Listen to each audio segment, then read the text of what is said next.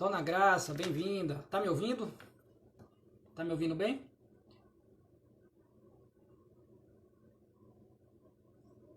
Boa noite, gente. Boa noite vocês que entraram.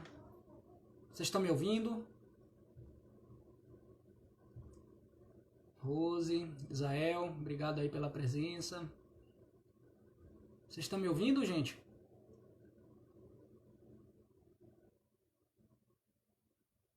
Alexandra, Landim. Ótimo, ótimo. Maravilha. A convidada de hoje é Denise Gerson, que na verdade não é uma convidada, né? Ela é uma parceira, uma psicóloga, que eu conheci há alguns anos, e eu estou aguardando a entrada dela para poder a gente conversar. Denise é uma parceira que eu conheci há 8 anos, e ela é uma psicóloga da linha da logoterapia, professora de pós-graduação, uma das criadoras da carreira de logoterapia na UXAL. E o objetivo dessa live é falar da importância da relação entre a psiquiatria e a psicologia. Para quem não me conhece, eu sou Thiago Campos, eu sou psiquiatra e eu sempre tive um interesse muito patente, muito evidente pela psicologia, e essa é uma das histórias que me fez ter uma relação tão de admiração com os psicólogos e psicólogas, incluindo Denise Gerson, e ao mesmo tempo ter interesse por todos estes conhecimentos, né? Estamos aguardando Denise entrar. Eu acho que ela pode ter tido algum problema. Gente, muito obrigado pela presença de todos. Pessoal que está entrando, muito obrigado pela presença nessa sala virtual, né? Que infelizmente a presença não pode ser numa sala física, mas um dia voltará a ser. E estamos presentes aqui nessa sala virtual. A saúde mental é uma área do conhecimento, e ao mesmo tempo que é uma área do conhecimento, ela é uma área de atuação profissional, ou seja, em saúde mental a gente faz assistência, dá assistência a quem precisa, a gente faz ensino, ou seja, para ensinar, e pesquisa. Pesquisa nos grupos de pesquisa, nas diferentes universidades e centros de pesquisa. Pronto, Denise acabou de entrar. Então, os centros de pesquisa de todo o mundo produzem conhecimento em saúde mental. E uma dessas áreas do conhecimento é a interdisciplinariedade.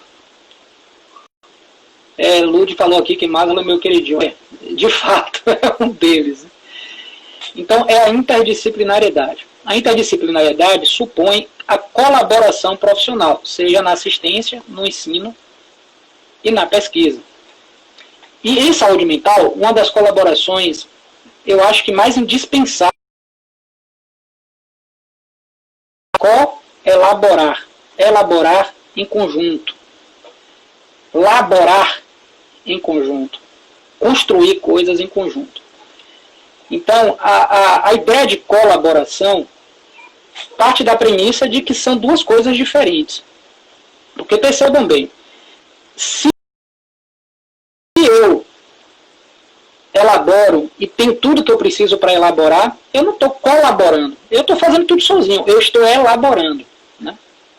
Colaboração pressupõe que dois pontos distintos precisam ser conectados. No caso dessa live que a gente está falando, a psiquiatria e a psicologia. Opa, ele entrou aqui. A gente vai dar continuidade a esse papo, gente. Boa noite, Lili. Boa noite. Oi, tá me ouvindo bem, Thiago? Bendita a internet. Ela é bendita porque nós precisamos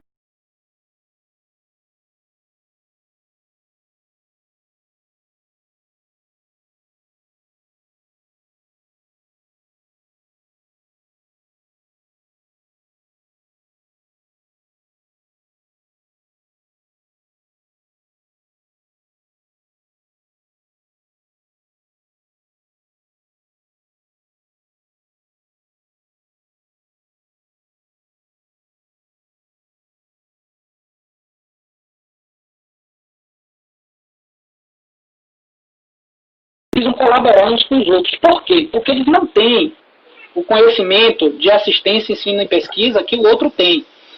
Dani? Tá me ouvindo?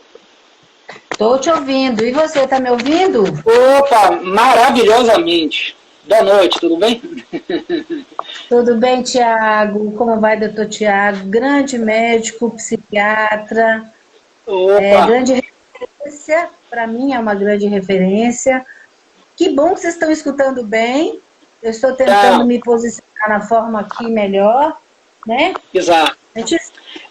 Vamos ver aqui. Então, Denise, eu estava conversando aqui com os presentes aqui na live sobre interdisciplinariedade em saúde mental, né? E falando um pouco do conceito de colaboração, né?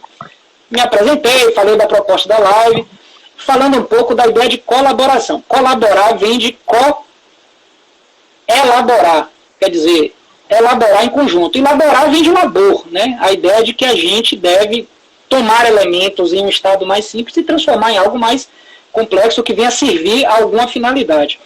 Então, como eu falo que um profissional tem que colaborar com o outro, parte-se da premissa de que um profissional precisa do outro, né? Para que o trabalho dele seja melhor realizado, né? Então, o pedreiro precisa do servente de pedreiro, né? Sim. O cirurgião precisa do seu auxiliar. Em saúde mental, em termos de assistência, ensino e pesquisa, o psiquiatra precisa do psicólogo e vice-versa. Precisa. Pode parecer algo óbvio, né? Mas na prática, a gente, e é um dos assuntos que a gente vai discutir aqui nesse tempo que nós temos, na prática, tanto na assistência, quanto no ensino, quanto na pesquisa, é algo que a gente vê menos do que o que deveria ver, né, Denise? Isso. Abrindo um parêntese, Denise, eu queria te pedir para se apresentar aí para o pessoal que está na sala, né? Você chegou depois, então eu vou fazer as vezes de mestre de cerimônias aqui. Se apresenta aí para o pessoal e me diz o que aproveita para engatar aí, dizendo o que você acha, né? Dessa ideia da interdisciplinariedade, da colaboração, da dificuldade, não é dificuldade, mas do déficit de comunicação e de interação entre essas duas áreas, apesar dos avanços. Passa a bola para você aí. Então, assim, esse bate-papo, eu acho que ele é de grande importância para a gente alinhar, aproximar, quebrar preconceitos e estabelecer um conhecimento que talvez o senso comum ainda, nós sofremos muitos preconceitos, tanto psiquiatra, como você deve sentir muitos preconceitos, quanto a psicologia. A gente ainda vive nesse mundo que as pessoas dizem assim, para que eu vou para o psiquiatra? Eu não estou doido. Para que eu vou para o psicólogo? Eu não estou doida. É exatamente o trabalho de prevenção, de autocuidado, que vai evitar o avanço das doenças. Penso que quanto mais no início, melhor. Então, quebrar esses conceitos, ou seja, preconceitos, esses conceitos prévios, é se propor a uma qualidade pura e evitar o avanço. Porque muitas vezes, quando as pessoas nos procuram, às vezes já estão graves, às vezes já está sério. E muitas vezes, quando o psicólogo identifica a dificuldade, caminha para a psiquiatria como um colaborador, um parceiro que pode auxiliar o tratamento medicamentoso, não só mas acolher, até também informação.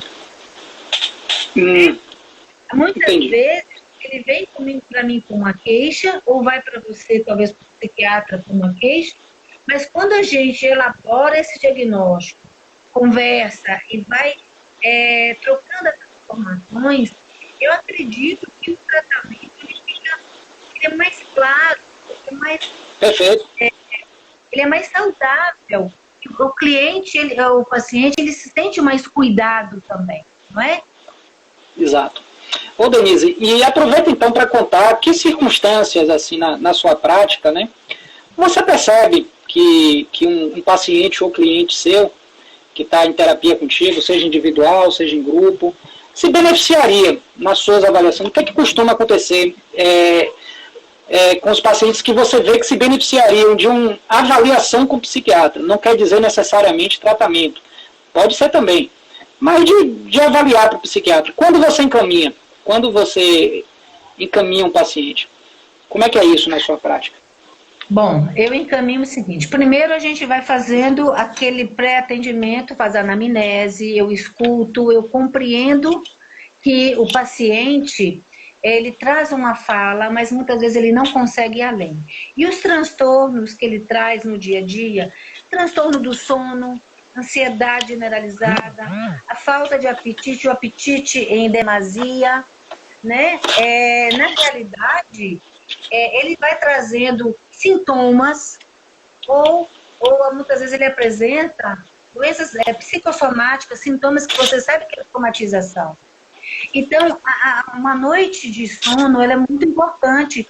Se você começa a ter a insônia, o transtorno do sono, você não consegue ter essas funções elaborais muito boas durante o dia.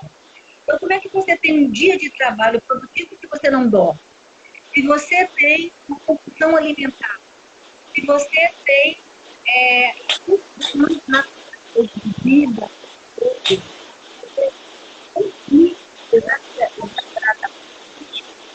muitas vezes só a escuta não é possível, ele vai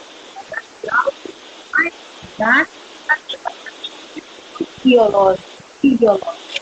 Porque o homem não é só mente, ele é o corpo, ele é psíquico, ele é espiritual, ele também é social. Então, eu tenho que entender o homem na sua completude, nas suas dimensões integradas. Quando eu vejo que consegue ajudar, ele precisa de uma ajuda de um psiquiatra. E nesse aspecto, quando ele precisa, eu acredito que o psiquiatra vai fazer a avaliação através do seu olhar. E quando, muitas vezes, o psiquiatra faz a medicação, o paciente tem resistência no uso contínuo, muitas vezes ele consegue começar a tomar a medicação quando ele melhorar. E muitas vezes, quando ele começa a melhorar, ele quer parar. E aí volta a estar na tela. Isso é um problema que eu vejo que a gente precisa entender que existe um estado, um momento de adaptação. Então, assim, como é que também, Tiago, entender essa ligação, quando é que o paciente precisa de uso da medicação, porque não é sempre que você também faz medicação. Não é sempre. Não é sempre.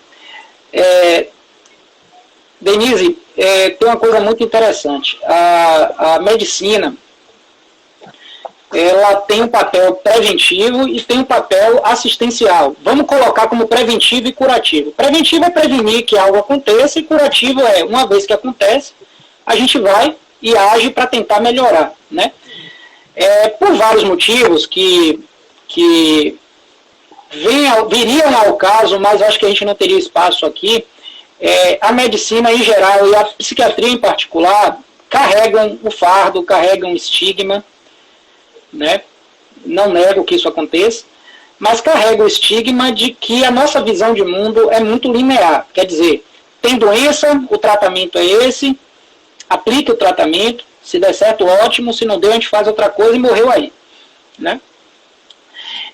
Qual o problema disso? O problema é que essa visão objetiva, técnica, linear, dentro de um modelo causal, né, determinista, de adoecimento, não necessariamente deve não vir acompanhado de aspectos humanos do profissional, né? De que o profissional deve entender toda a dinâmica que está por trás, deve entender os aspectos sociais e psíquicos que está por trás daquela pessoa, a história de vida dela, a personalidade dela, o jeito de ser, as crenças que ela tem, os hábitos que ela tem, a história familiar, a visão que ela tem da própria saúde, conceitos, por exemplo, ligados à alimentação e tudo mais, né?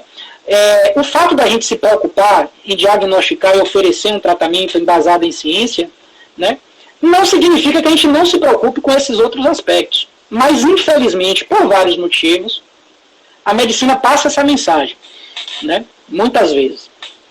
Não falo das pessoas, mas as pessoas têm esse temor. Então, muito da desconfiança e do temor de se procurar um psiquiatra vem dessa preocupação em não conseguir ser acolhido pelo profissional, né? Esse é um ponto. O que eu quero dizer aqui é que nem todos os profissionais têm essa visão e têm essa postura, né? Um bom profissional de qualquer área, ele, até um vendedor, né? Qualquer um que lide com pessoas, né? Independente de ser da área de saúde ou não, ele tem que abrir um espaço para acolhimento.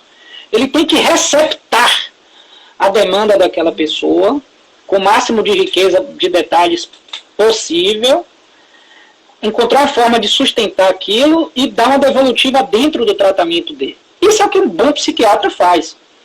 Um bom psiquiatra não vai receber um paciente, dar um diagnóstico com um checklist e passar um remédio. Se fosse para ser assim, não precisaria nem ir.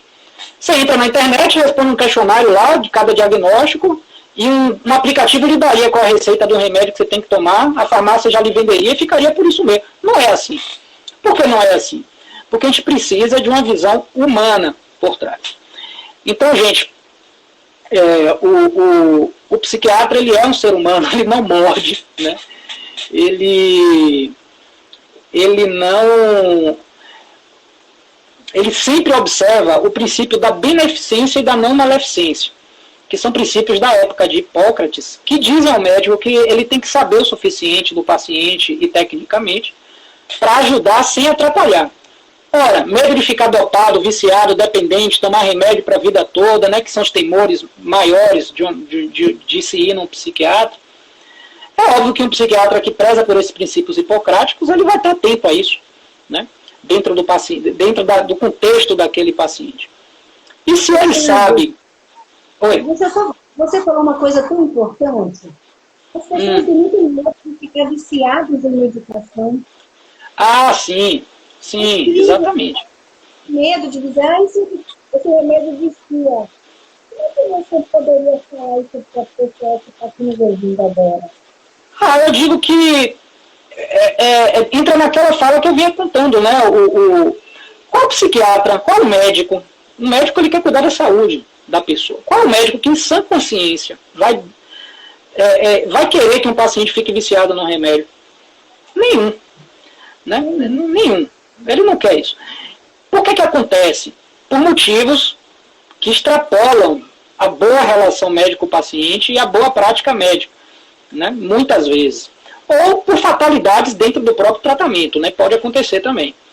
Né? Mas acontece sim.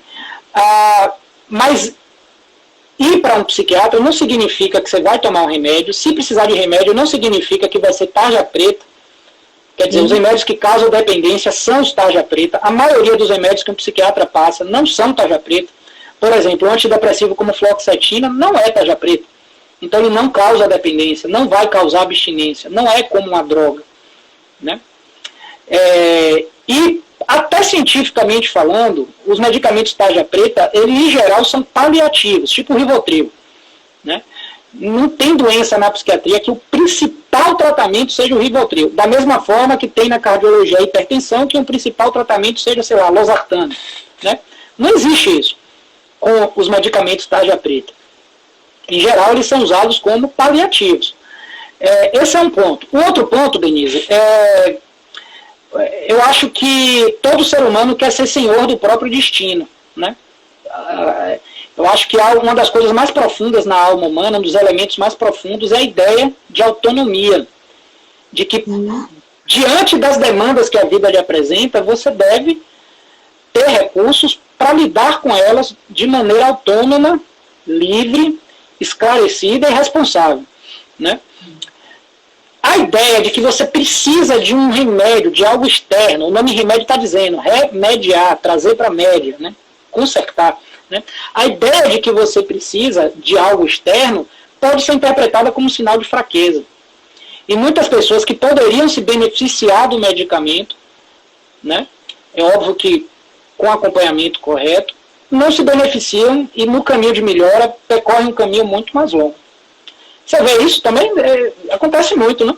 Eu vejo o seguinte, eu vejo que há uma necessidade de nós, psicólogos, entenderem o objetivo da meditação, o sentido dessa meditação. Que ele, como ouvido bem? Seu áudio está um pouco abafado. A parte de saída de áudio não tá presa em algum lugar, não está abafada por algum lugar, não? Agora melhorou? Muito. Joga dor aí, continue. O que acontece? Muitos dos meus pacientes muitas vezes eles querem a busca por uma psicologia, onde eles podem falar, sentir, desabafar, conversar, colocar para fora seus sentimentos. E muitos também com muitas dificuldades de exercer a fala, dos sentimentos, Denise, parou. O áudio está um pouco ruim aí. Está abafado. Agora talvez tenha melhorado o som. Melhorou. Pronto. Tá certo, é isso mesmo. Diga aí. Então, sim, o que nós vamos fazer? Aí eu percebo que, vamos falar no caso do transtorno do sono. Dormir, ele exige um relaxamento. E muitas vezes eu estou com isso preocupado e não consigo, de repente, eu não estou conseguindo sair daqueles pensamentos repetitivos. Então, o que eu preciso? Eu preciso também fazer higiene do sono. Eu preciso também fazer exercícios que dão trabalho. Mas muitas vezes a pessoa quer a medicação que é mais rápida. Sim. Então eu estou sem conseguir dormir, ele não tenta fazer higiene do sono, ele vai logo para a medicação. Então a medicação, ela acaba também deixando o paciente acostumado ao imediatismo, a solução prática imediata. Então o que acontece? É mais fácil tomar um Rivotril, é mais fácil tomar uma medicação do que se esforçar e às vezes ver o que está tirando o meu sono. Esse sono, Então, eu preciso também fazer essa psicoeducação, essa orientação, para que ele possa entender, olha, o que está tirando o meu sono? Será que tudo é biológico? Será que não é minha preocupação? Como é que eu estou lidando com esse momento de estresse? O que está acontecendo na minha vida? O que eu posso fazer para melhorar? Então, esses questionamentos, que a gente chama de diálogo socrático, né? Esses questionamentos que a filosofia vem nos colaborar nesse aspecto, a gente vai entendendo o contexto, para que ele possa também fazer sua parte no dia a dia. Então, assim, o que eu fico muito preocupada, sabe, Tiago, é que às vezes o paciente começa a melhorar, ele faz o uso da medicação, ele passa pela fase crítica de 8 dias, 15 dias, começa a melhorar. Quando ele está lá com 35, 40 dias, que ele está ótimo, ele já não quer mais tomar medicação. E aí ele tem aquela recaída horrível. E a gente volta na estaca zero, e a gente fala, gente, o que está acontecendo? Eu não estou curada, eu tive uma melhora. Então, qual é a diferença da melhora para a cura? E as pessoas querem cura, né? Querem cura, muitas vezes querem cura. Eu acho que todos querem cura. E muitas vezes, olha só como isso é uma faca de dois gumes e as duas polaridades podem existir, né? Existe uma aversão ao medicamento, uma rejeição quando ele pode ajudar. E quando ele pode ser exagerado, existe uma avidez pelo remédio. Ou seja, muitas pessoas, por exemplo, precisariam ou se beneficiariam mais do que se prejudicariam ou não se prejudicariam do uso de um antidepressivo, mas rejeitam com medo do estigma da depressão, do estigma do remédio, do estigma do doido, do psiquiatra, porque não gosta de tomar remédio, porque se sente pouco capaz, porque a indústria farmacêutica quer dominar todo mundo, blá blá blá, né? Mas, ao mesmo tempo, conforme você falou, às vezes tem um transtorno do sono, que às vezes pura e simplesmente é mau hábito do sono. Poderia, né, uma higiene do sono seria suficiente, né? E a pessoa já quer tomar um remédio para apagar logo no teu trabalho de dormir. Imagine, né? Tem muito isso. Cabe ao psiquiatra avaliar tudo isso, pesar os prós e os contras, trazer a informação, educar a pessoa e só prescrever o medicamento quando necessário. E é isso que as pessoas precisam entender. O psiquiatra não é para passar remédio, ele é para recepcionar o paciente, identificar o paciente, acolher o paciente, ouvir a história do paciente, identificar o que o paciente precisa. Se a situação puder receber um nome, ele dá um diagnóstico. Se o paciente se beneficiar daquela situação ter um nome, ele dá um diagnóstico. Aí ele vai ver as opções de tratamento que podem envolver medicamento, podem não envolver. Quando envolve, aí ele vai avaliar o custo-benefício, a beneficência e a não maleficência, sempre baseado em evidências científicas. Aí ele prescreve. E já sabendo o que ele espera, com quanto tempo ele vai avaliar, que sintomas ele quer que melhore, em quanto tempo ele quer avaliar, para aí ele ver se o remédio ajudou, se não ajudou, se ajudou mais ou menos, se deu certo, se deu errado, se ele vai juntar um remédio com outro, suspender, trocar, entrar com a medida farmacêutica, avaliar se entrou uma situação nova. Ir para consulta com o psiquiatra não é só chegar, falar e sair com a receita. Né? Como uma consulta adequada, tá, gente? É isso que eu quero dizer. Né? Uma consulta adequada com o psiquiatra não é isso. E ainda assim, se a pessoa não for com a cara do psiquiatra, não sentir firmeza na consulta, não gostar do tratamento, ela tem a opção de consultar outro. Que nem advogado, sim, que nem cabeleireiro, que nem contador, sim, que nem pedreiro, que nem qualquer um. Né? Psicólogo, isso. Essa metáfora do cabeleireiro eu faço muito. Ninguém fica sem cabeleireiro, mas também não fica com o que não gosta. Né? Sim, então, sim, um profissional de saúde mental, quando você precisa, é a mesma coisa. E essa questão das soluções fáceis tem muito a ver com a liquidez, né, das relações com as coisas e com as pessoas que a gente, querendo ou sem querer, vive no tempo de hoje, né, Denise? Tiago, deixa eu te perguntar uma coisa. Eu acho que deve ser uma tarefa difícil receber uma pessoa pela primeira vez, escutar a história dessa pessoa, talvez em 30 minutos, 40 minutos, identificar o seu problema e ainda ter que adaptar de repente, ver se ela precisa ou não da medicação, fazer essa adaptação medicamentosa, química, que possa acessar esse transtorno, essa dificuldade. Eu acho que é muito pouco tempo para o médico.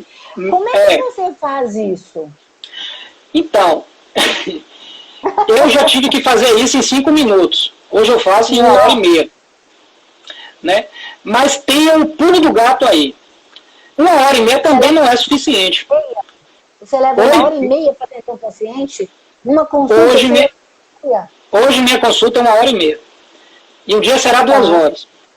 Eu vou aumentando, porque quanto mais eu aprendo, quanto mais eu vivo a profissão, mais eu valorizo o tempo de interação. Eu sei que isso é importante para que eu entenda com mais afinação o que acontece com aquela pessoa e possa usar do medicamento enquanto ferramenta, e possa usar o medicamento enquanto ferramenta de uma forma mais cirúrgica, mais precisa.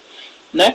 Então, quanto mais tempo eu tiver, ótimo. Eu comparo consulta que nem almoço, né? Se você tiver 5 minutos para almoçar, você faz um miojo e come. Se você tiver 3 horas, tu vai no restaurante, pede uma entrada, né? Toma um drink, uma sopinha, né? Come. Fica 3 horas lá. O que é melhor? Fica 3 horas. Né? Então, Denise, eu estava falando do pulo do gato. Então, Thiago, quando você tem 5 minutos, então muita gente saiu prejudicada. Gente, o primeiro princípio da medicina é a não maleficência. Primeiro, não prejudicar. Então, o cara tem que ter experiência e pensar, meu Deus, o que é que eu posso fazer por essa pessoa com 5 minutos? Que era isso que o SUS me dava. Não tinha, a demanda era muito grande e eu tinha que bater ponto, fechava tudo em determinado horário, não tinha jeito. Né? Complicado, né? Ou se é complicado. Aquelas pessoas que são atendidas dessa forma, elas estão sendo agredidas não pelo médico, que está ali como profissional trabalhando, elas estão sendo agredidas pelo sistema, pela gestão, pela forma como a saúde pública é colocada para os profissionais. É um absurdo, né? E a culpa é dos gestores, na minha opinião. Mas, porém, contudo, todavia, entretanto, se você respeita o princípio da não maleficência, você dá uma ajudazinha. Então, o que é que 5 minutos eu via? Né? 5 minutos. Eu olhava para a pessoa, pedia para ela contar a história de maneira panorâmica, já ia olhando o prontuário, via o que tinha registrado, eu já pensava se aquele diagnóstico estava absurdo ou não. Se não tivesse, eu fazia uma inferência da chance daquilo ser preciso, olhava a medicação, via se aquela medicação tinha alguma que podia estar prejudicando, tirava, dava uma ajeitada, acolhia a pessoa em 5 minutos, né? Você pode acolher uma pessoa em 5 minutos, você pode acolher até em 30 segundos. Peça uma informação na rua em 30 segundos. Se a pessoa já acolher bem, você vai se sentir bem, né? E dava uma sensação de amarração, marcava o horário, dava o dia e a hora que ela tinha que voltar. Então, veja, dá para você ajudar sem prejudicar, apesar de não ser o ideal, né? Que dá, né? Aí você vai me dizer qual é o ideal, sei lá, depende da pessoa. Um médico neurocirurgião, ele pode entrar para fazer uma cirurgia de 4 horas e a cirurgia precisar de 7 horas, né? Então, quanto mais tempo tiver e quanto melhor for minha relação, maior a chance de eu conseguir ser não maleficente com mais eficiência e maior a chance de eu conseguir ser beneficente com mais eficiência. É isso que eu acho. Então, mas eu tenho uma curiosidade e que eu acho que todas as pessoas que devem estar aqui dizem assim, não vou para o psiquiatra não, porque a medicação deixa a gente lerda. Esse é o que eu escuto, tá? Deixa a gente lerda, a gente não consegue trabalhar, não consegue fazer nada. Será que é a medicação, é a sensibilidade do psiquiatra na formulação da receita, na indicação? Será que é a reação pessoal de cada pessoa naquele momento? Sim, entendi. Há uma diferença na medicação, por exemplo, quando a pessoa está no hospital internada, ou de uma clínica ou do seu consultório? Como é que vocês manejam essa indicação para medicação? Entendi. É muito interessante essa forma. Quando eu faço uma prescrição, por trás daquele papelzinho e por trás daquela prescrição em prontuário, tem beneficência, não maleficência, preceitos éticos, medicina baseada em evidência, se o paciente já tomou o remédio antes ou não, se ele tomou o mesmo remédio antes e se deu bem, eu vou preferir aquele remédio, custo do medicamento, a postura do paciente em relação à adesão. Né? Às vezes a pessoa não toma porque não pode comprar. Porque não pode comprar, esse é um fator. Tem isso. Né? Eu considero a gravidade da doença, eu considero as comorbidades, quer dizer, ela tem depressão mais ansiedade ou depressão pura, isso muda o remédio. Ela tem depressão mais insônia, ou tem depressão sem insônia, isso muda. Ela engordou com a depressão e emagreceu, isso muda o remédio. Né? Ela já me contou que tem uma história familiar de gente que é sensível ao antidepressivo, isso muda o remédio, isso muda a dose. Então todas essas variáveis que eu falei mais de 10 aqui, eu penso, e todo psiquiatra pensa, ou deve pensar, antes de prescrever, mas isso o paciente não sabe. Ele acha que eu vi dar um bypass lá e aparecer uma receita no remédio. Não é assim. Não é assim. O médico considera muitas coisas, da mesma forma que você vai considerar, antes de prescrever, o bairro que você vai morar. Antes de prescrever, a escola que seu filho vai estudar. Antes de prescrever, né, o mercado que você vai fazer compra. Você vai ter critérios. Não é assim, na doida, né, a torta direita.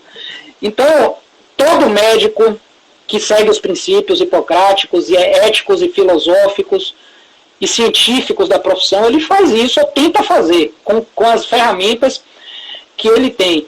Então, Denise, em hospital é diferente. Né?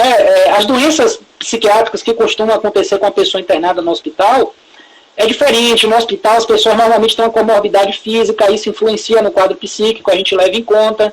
Eu trabalhei muito tempo em hospital, como psiquiatra de hospital, foi uma experiência muito rica, e o perfil é diferente. Pra você ter uma ideia, tem estudos mostrando que até 80% das pessoas que internam em hospital vão ter, no mínimo, uma perturbação mental, uma perturbação emocional, como eu tive quando fui internado. Quase tive um ataque de pânico depois de um apendicite, porque eu não podia me mexer na cama. Eita, como é que eu saio daqui? Como é que eu saio daqui? Começou a disparar o coração, etc. Né? Sobrevivi, saí, isso não foi nada, perto do que tanta gente vive, mas rola, mas acontece. Né? Então, tudo isso a gente considera antes de prescrever. Né? E eu acho que é uma boa o psicólogo saber disso, porque quando ele tiver um paciente que ele julgar que precisa de um psiquiatra, né, a demanda psiquiátrica que pertence ao paciente, embora ele não saiba, muitas vezes, ou ele não concorde, ou ele não julgue, é algo a ser trabalhado também, é uma demanda. Né? E em sendo uma demanda, pode ser trabalhado. Tiago, olha só. Eu acho maravilha, eu acho que essa abertura, eu acredito que a psiquiatria atual, moderna, está mudando muito essa visão. Tá, eu tenho essa visão, eu acho que a psiquiatria, eu tenho visto os jovens, eu trabalho também em clínica psiquiátrica, e vejo os jovens psiquiatras mais humanizados.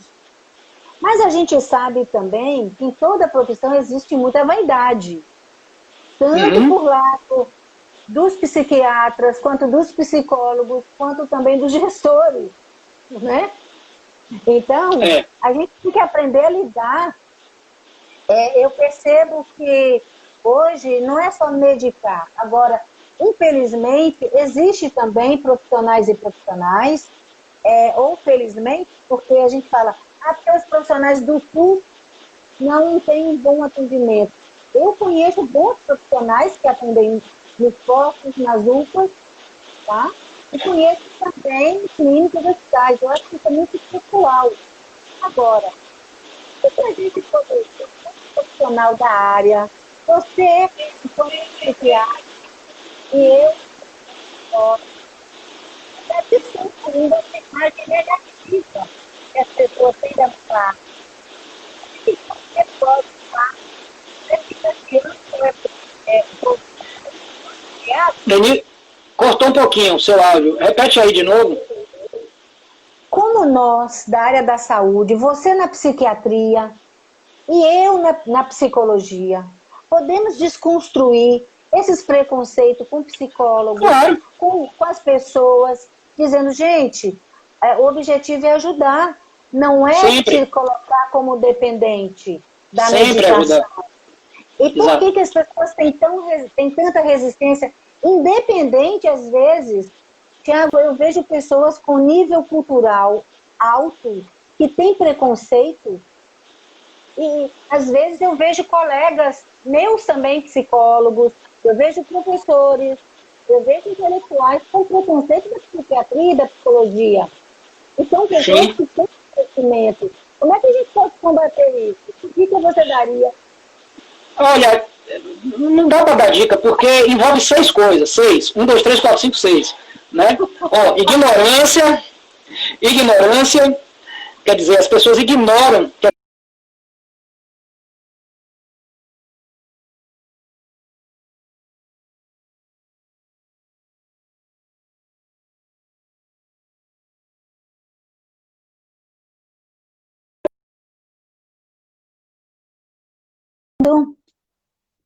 Acho que a sua... Aí, agora melhorou muito. Melhorou. Estou te ouvindo. Eu estou te ouvindo. Tá ouvindo? Estou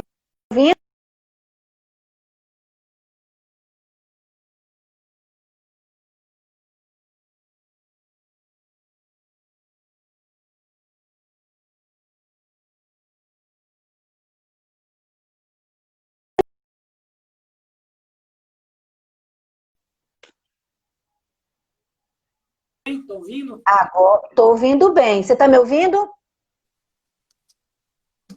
Está me ouvindo, Tiago? Ó, eu vou continuar. Deixa eu colocar aqui que meu fone desconfigurou. Mas eu estou te ouvindo bem. Né? Bluetooth é maravilhoso, mas quando resolve dar problema, é um kikiki para você resolver. Né? Então... Isso aqui não é uma live, é um bate-papo. É um bate-papo.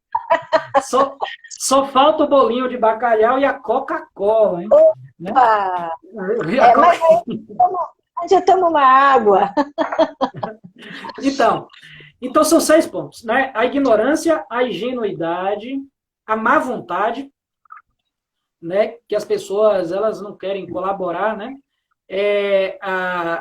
O que eu chamo de insanidade, né? Que na verdade não é loucura. O estado emocional está tão abalado que a pessoa não consegue julgar, perturbada pelas emoções, de que buscar aquela ajuda profissional é mais adequado.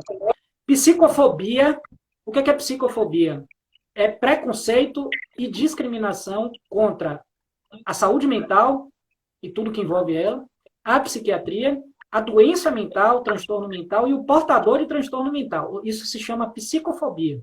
Então, quando você fala, você vai psiquiatra para quê? Você não é maluco? Ou então, você está com depressão, que frescura é essa? Né? Você precisa sair, né? Ou então, quando a pessoa fala que está com transtorno de pânico e fala que nada, você tem que se acalmar, fica um domingo aí que vai estar tudo bem. Isso é psicofobia. Isso é uma forma de discriminação, né? Não no sentido ostensivo, que a gente está acostumado a usar a palavra discriminação, mas, no fim das contas,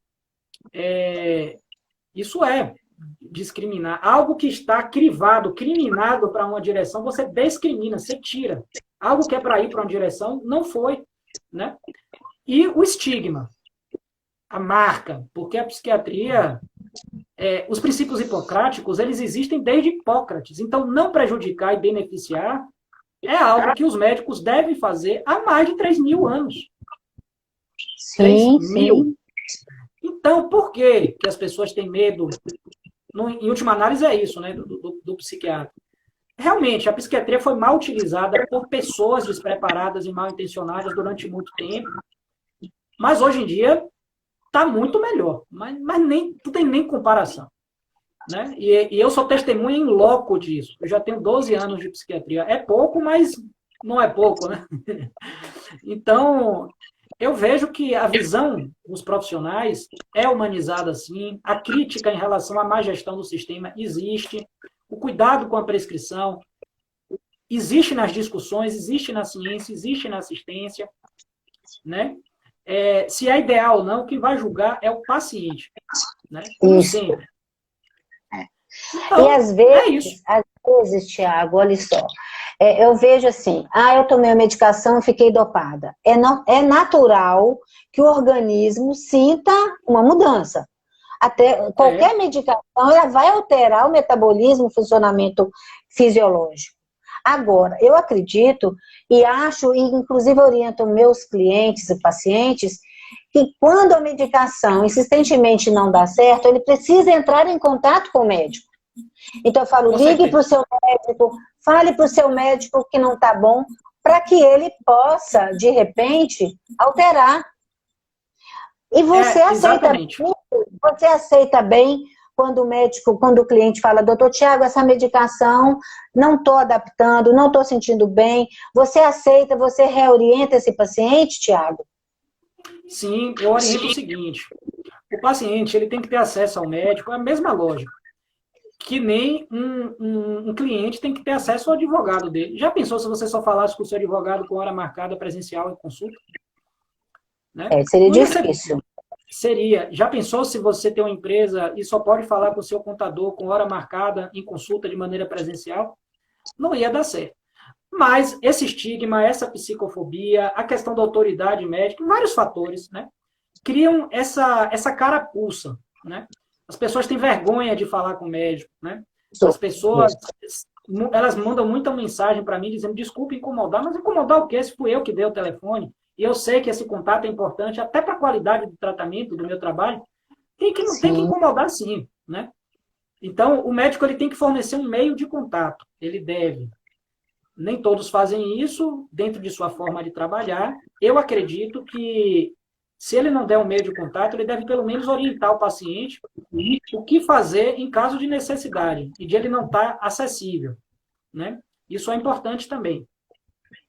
Isso faz parte do zelo. Zelo é o primeiro dispositivo do Código de Ética Médica, né? Que o médico deve atuar com o máximo de zelo, o melhor de sua capacidade profissional. Então, eu acho que isso é um tipo de zelo, né? Então, se o paciente tiver um problema com remédio, né? Manda um zap pro médico. Ó, doutor, esse remédio tá me dando sono. O que é que eu faço? É para continuar? Isso. Não é? Eu diminuo a dose? o médico não morre, né? Tiago, doutor, Mas na prática muitos não fazem. olha, eu já tive uma paciente idosa que tentou a medicação umas 5 vezes. E Sim, pode 5 vezes acontecer. ela foi, voltou, o médico mudou, alterou, diminuiu, aumentou, até a hora que deu certo. Isso, Foi é uma isso mesmo. Olha, mas depois que bateu, ela ficou tão bem, mas tão bem.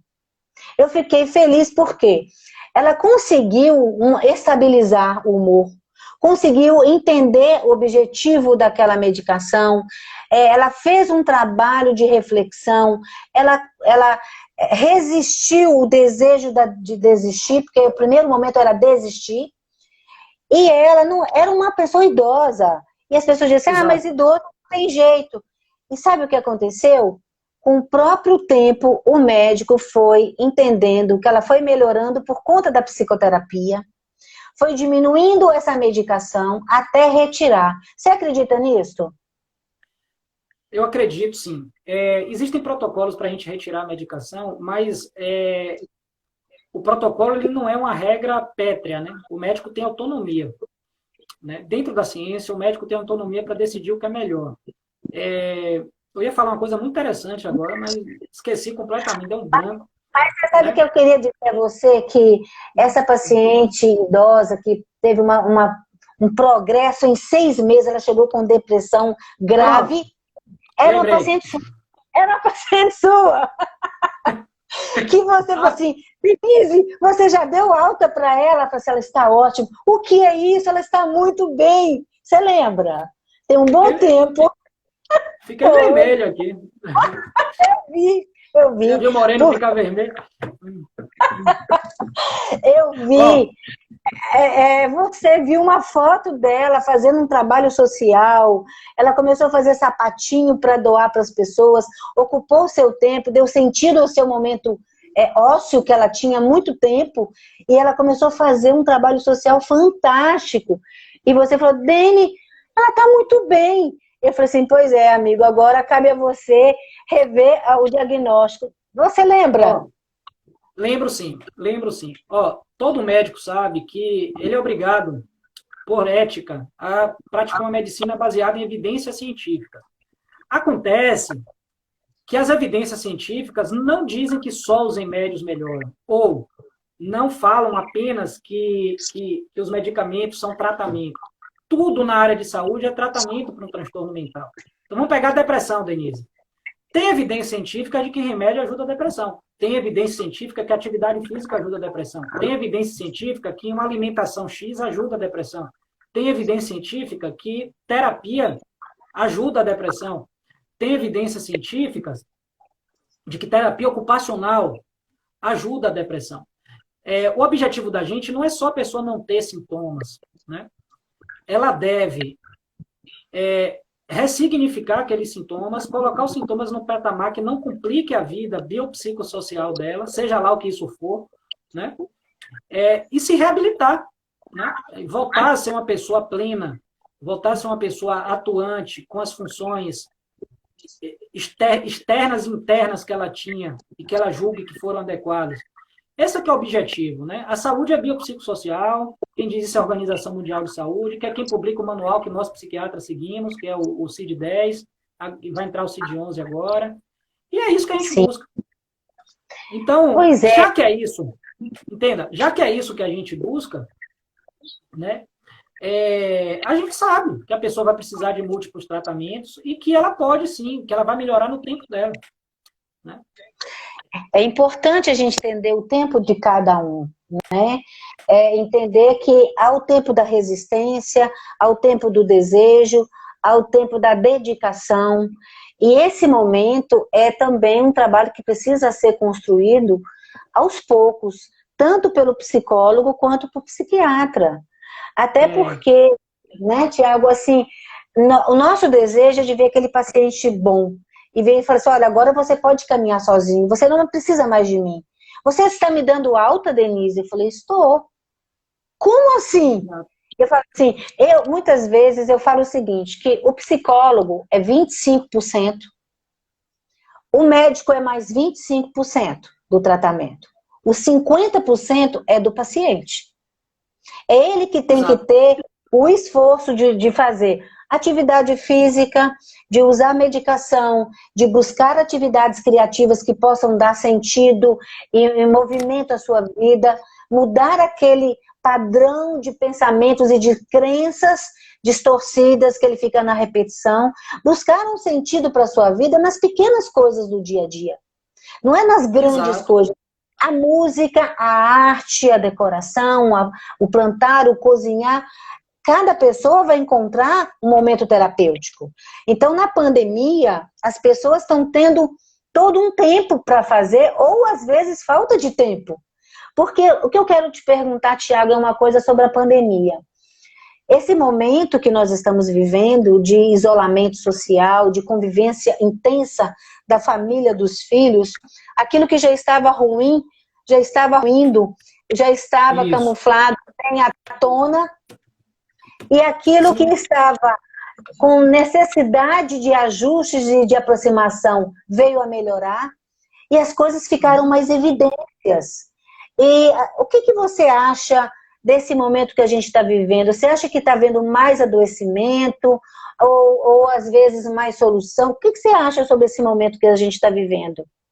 Perfeito. No começo da pandemia, a Associação Brasileira de Psiquiatria, que é o órgão, o maior órgão associativo de psiquiatras no Brasil e da América Latina também, fez uma pesquisa entre os psiquiatras perguntando se eles perceberam aumento na demanda, né?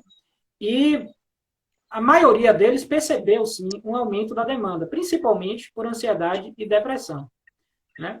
O que eu falo nas lives tinham pessoas que nunca tiveram necessidade de tratamento e passaram a ter, né? Pessoas que fizeram tratamento, estavam melhores e pioraram com a pandemia. Pessoas que não estavam melhores e pioraram mais ainda, né? Estavam melhorando e voltaram a piorar. Pessoas que estavam piorando e pioraram mais rápido ainda, né? Então, tem isso também. E tem aquelas pessoas raras que melhoraram, né? Que a pandemia foi um alívio para elas, né? Isso existe também, mas não é a regra. Então, sim, eu acho que a pandemia veio a exacerbar uma série de estressores que já estavam latentes, né? As pessoas tinham dificuldade de olhar para dentro, de ficarem consigo próprias, a vida era muito acelerada e, de repente, a pandemia com distanciamento. Agora mais não, que ninguém está respeitando, quase ninguém, mas com distanciamento forçaram as pessoas a ficarem mais consigo, e isso pode ter sido um estresse, né? E o próprio temor do coronavírus, de se perder um ente querido, de como as coisas vão ficar, aumentaram muitos casos de ansiedade, que é o principal queixa que leva as pessoas a procurarem psiquiatra. Não é depressão, é ansiedade, né? Então isso, Denise. Quando você falou de ansiedade, de depressão, a gente tem que entender o mundo da depressão, né? Os tipos de depressão. Se ela é endógena, se ela é noogênica, como diz o Victor Frankl, que era seu colega, que ele fala da sensação do vazio, né? Essa sensação do vazio, da angústia profunda, das neuroses, e que a gente pode entender que tem depressão, é que a mesma medicação, ela não vai se adaptar para todos. Então, sim. A depressão, ela pode ter os mesmos sintomas, mas a medicação ela é específica. Porque se cada pessoa ela é única, ninguém é igual a ninguém, e tem gente que vai dizer, não, eu estou ansioso, eu tomei o remédio da minha mãe, tomei o remédio do meu pai, estou tomando, porque foi bom para um, é bom para mim. A automedicação é muito perigosa nessa área, né, Tiago? Em qualquer área, né? Em qualquer área. Isso é um problema. O próprio Conselho Federal de Farmácia fez um grande estudo sobre isso, mostrando que a automedicação é largamente disseminada. O que em si gera um problema legal. Ora, se a maior parte das medicamentos precisam de prescrição médica, como é que as pessoas adquirem esses remédios? Né? Por conta própria. Elas tiram de onde? De onde é que vem isso? Isso já é um problema, né? Eu não sugiro ninguém a se automedicar. Eu acho que encontrar um médico de confiança dá trabalho, porque é uma relação que você estabelece. Mas quem quer cuidar da saúde, do ponto de vista médico, né, que existem outros profissionais de saúde, deve buscar primeiro se vincular com, né? Sim, sim. Então, a automedicação é uma coisa perigosa. Eu Eu concordo acho. plenamente. É um problema. E eu não sei se dizer se aumentou ou diminuiu, porque já é algo tão disseminado, né? Então, Pois é, Tiago. Então, assim, você enquanto psiquiatra, enquanto pessoa, enquanto pai, enquanto músico também, né? Um roqueiro do rock, que gosta do rock. Como é que... isso é muito interessante, porque eu acho que esse é o diferencial. A gente também pode ser... Eu também sou aliada da música, adoro. E como é que a gente pode... As pessoas veem assim, poxa, eu gosto daquele médico porque ele é autêntico, ele é como eu. Então, assim, você fez lá algumas lives sobre a música, que eu achei fantástico, quando você trouxe letras das músicas aliadas à análise do comportamento, e foi assim um sucesso. Quando você vai fazer outra desta? eu estou fazendo todos os meses. Dia 9 vai ter outra, né? A live chama Cantando com Psiquiatra, e eu sempre trago um tema, músicas que eu acho que tem a ver com esse tema, eu toco e canto as músicas do jeito que eu consigo, né? Eu já vi que E troco ideia, né? Envolvendo psiquiatria, envolvendo interpretação, envolvendo arte, envolvendo outros aspectos, outros conhecimentos, né? Quem quiser, é só me seguir no Insta aí que eu estou lá publicando, né? pois é, E uma coisa interessante, Denise, a gente vai ter que encerrar porque a conexão vai cair, que só pode tá. durar 1 hora, né? Então vai cair em uns 2 ou 3 minutos.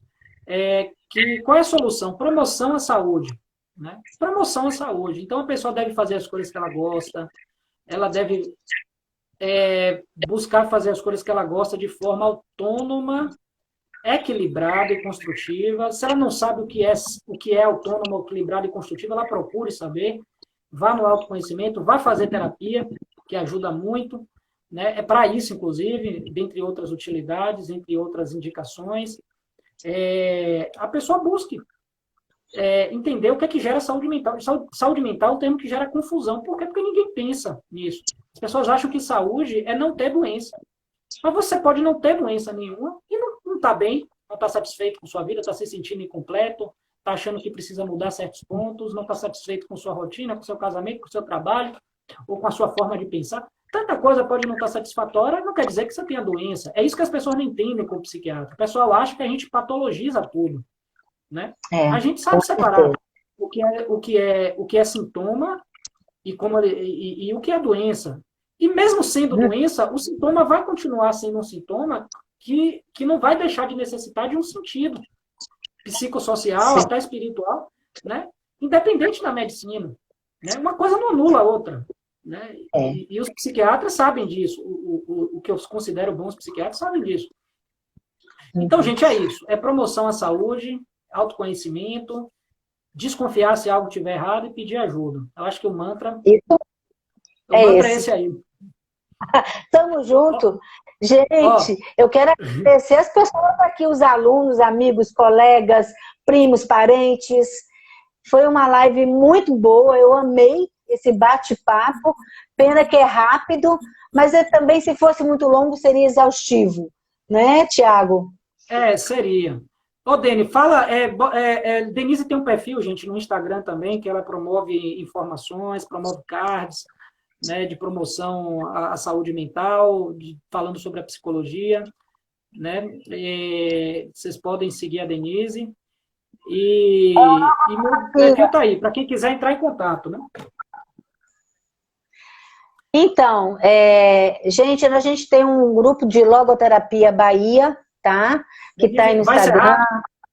Vai encerrar em 20 segundos.